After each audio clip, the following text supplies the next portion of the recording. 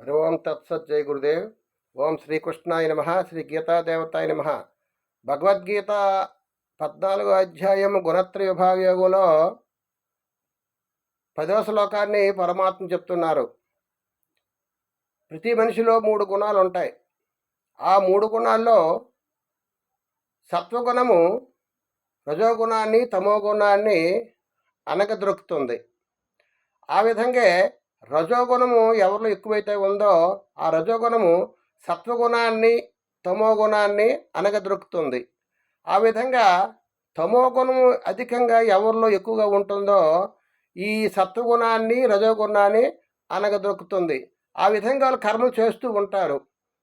సాత్విక కర్మలు సత్వగుణం ఉన్నట్టు వాళ్ళు ఒక మంచి స్వభావంతో, మంచి సంస్కారంతో, ఒక దైవభావంతో, మంచి ఆలోచనలతో, ఒక మంచి భావంతో ఉంటారు. వారిలో రజోగుణం తమోగుణం ఉంటుంది. కానీ రజోగుణం తమోగుణం ఉన్నా సరే అధికంగా సత్వగుణం ఉండడం వల్ల వారు ఒక మంచి ఇవన్నీ కూడా కొన్ని ప్రక్కన పెట్టి ఒక మంచి స్వభావంతో ఉంటారు. ఆ విధంగా ఏం చెప్తున్నారంటే 10వ శ్లోకంలో రజస్తమస్తాభిభూయ సత్వం భవతి భారత, రజసత్తం తమస్సైవ తమసత్తం రజస్తథా. రజస్తమో గుణములు నడిచి సత్వగుణము వృద్ధి చెందును, సత్వ తమో గుణములు అనచి రజోగుణము వృద్ధి చెందును. అట్లే సత్వ రజో గుణములు నడిచి తమో గుణము వృద్ధి చెందును. ఒక్కొక్క గుణం ఒక్కొక్క రకంగా వృద్ధి చెందుతూ ఉంటుంది.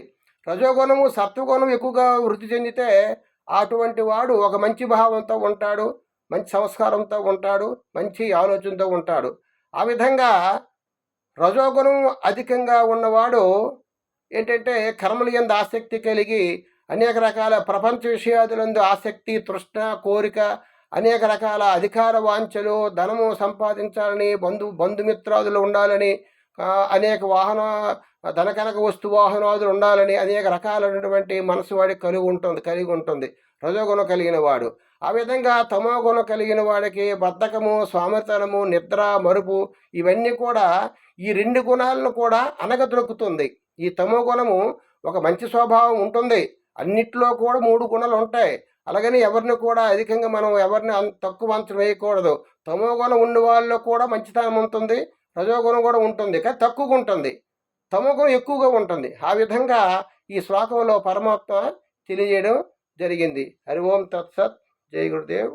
సర్వే జనా సుఖనో భవంతు. ఓం శాంతి శాంతి.